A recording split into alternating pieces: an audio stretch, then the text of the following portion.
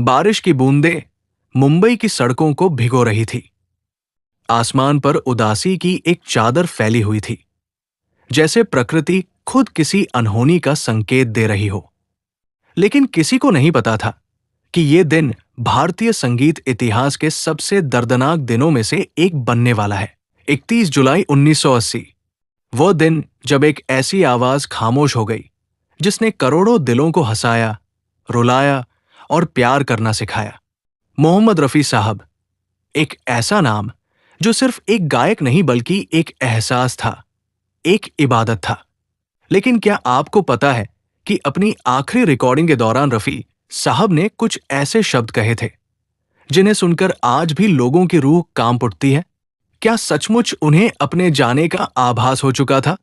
आज की इस भावुक कहानी में हम आपको लेकर चलेंगे उस आखिरी दिन की यात्रा पर, जब सुरों का ये फरिश्ता अपने चाहने वालों को अलविदा कहने की तैयारी कर रहा था। ये सिर्फ एक कहानी नहीं, बल्कि एक ऐसी सच्चाई है जो हर संगीत प्रेमी की आंखें नम कर देगी। तो वीडियो को अंत तक जरूर देखिए, क्योंकि आगे जो आप सुनने वाले हैं वो आपके दिल को छू जाएगा। जुलाई 1980 की वो एक भीगी हुई सुबह थी। मुंबई की बारिश अपनी पूरी लय में थी, जैसे आसमान भी किसी उदास राग की तैयारी कर रहा हो। मोहम्मद रफी साहब अपने कमरे में इबादत में लीन थे। उनकी आवाज में जो सुकून था, वही उनके चेहरे पर भी झलकता था। वे एक ऐसे फरिश्ते थे जिन्होंने शोहरत की बुलंदियों पर रहकर भी अपनी सादगी को कभी नहीं खोया। आज उन्हें महबूब स्टूडियो जाना था, एक और गीत को अपनी रूह देने के लिए। गाड़ी तैयार थी।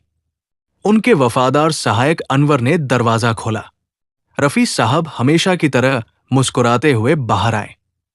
उन्होंने अपने सफेद कुर्ते की आस्तीन को ठीक किया और आसमान की ओर देखा। उनके मन में कोई हलचल नहीं थी, बस एक अजीब सी शांति थी। गाड़ी जब बांद्रा की गलियों से गुजरी तो उन्होंने खिड़की से बाहर देखते हुए उन लोगों को दुआएं दी जो अपनी रोजी रोटी के लिए बारिश में भी संघर्ष कर रहे थे। स्टूडियो पहुंचते ही माहौल बदल गया। संगीतकार लक्ष्मीकांत जी उनके स्वागत के लिए खड़े थे। वे जानते थे कि रफी साहब के साथ काम करना किसी इबादत से कम नहीं है। रफी साहब ने लक्ष्मीकांत जी को गले लगाया और उनके कंधे पर हाथ रखकर बोले, चलिए आज कुछ ऐसा गाते हैं जो सीधे दिल तक जाए। स्टूडियो की गलियों में उनके जूतों की चाप संगीत की तरह गूंज रही थी। रिकॉर्डिंग शुरू होने से पहले स्टूडियो का एक छोटा लड़का राजू उनके लिए चाय लेकर आया। वो नया था और डर रहा था। रफी साहब ने उसकी घबराहट देख ली।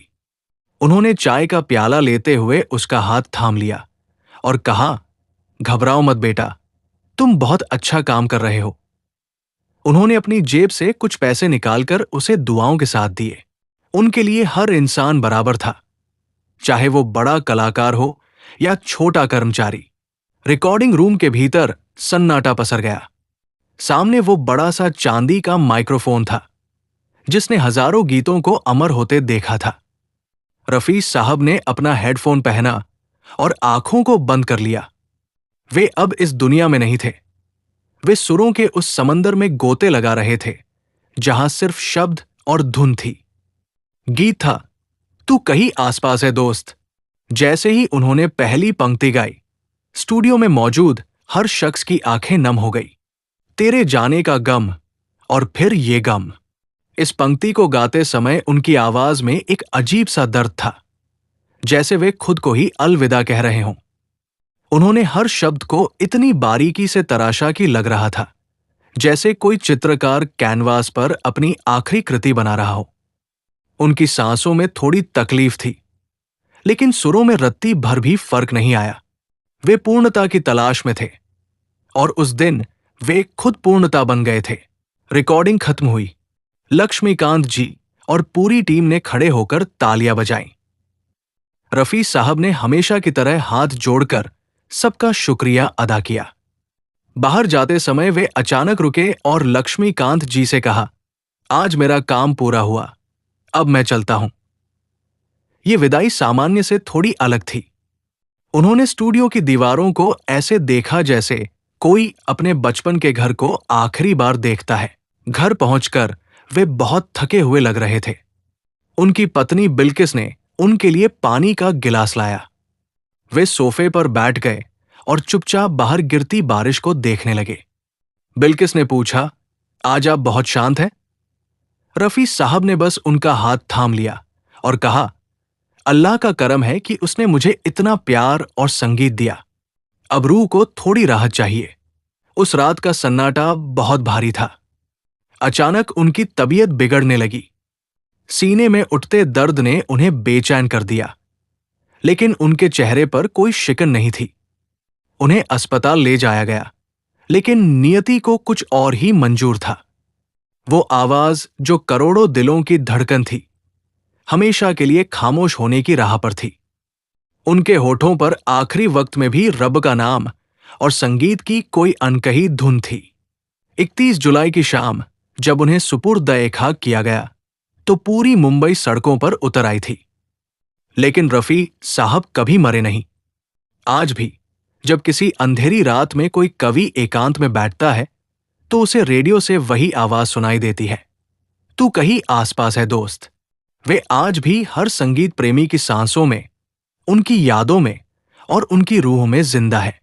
स्वर का वो फरिश्ता हमेशा हमारे आसपास ही रहता है। तो दोस्तों, ये थी सुरों के उस फरिश्ते की आखिरी कहानी, जिसकी आवाज आज भी करोड़ों दिलों की धड़कन बनी हुई है। मोहम्मद रफी साहब इस दुनिया से जरूर चले गए, लेकिन उनकी आवाज कभी नहीं गई। जब भी कहीं उनके गीत बजते हैं, ऐसा लगता है जैसे वो आज भी हमारे बीच मौजूद है। उनकी सादगी, उनका इंसानियत भरा दिल और संगीत के प्रति उनका समर्पण आने वाली पीढ़ियों के लिए हमेशा प्रेरणा बना रहेगा। कहते हैं कि महान लोग कभी मरते नहीं, वे अपनी कला में अमर हो जाते हैं। और रफी साहब तो हर उस धुन में जिंदा है, जिसे सुनकर किसी की आंखें नम हो जाए या किसी के चेहरे पर मुस्कान आ जाए। अगर इस कहानी ने आपके दिल को छुआ हो, तो वीडियो को लाइक जरूर कीजिए, चैनल को सब्सक्राइब कीजिए और कमेंट में लिखिए, रफी साहब अमर रहें। मैं आपसे फिर मिलूंगा ऐसी ही एक और भावुक और प्रेरणादायक कहानी के साथ। तब तक के लिए अपना और अपने प्रियजनों का ख्याल रखिए। नमस्कार।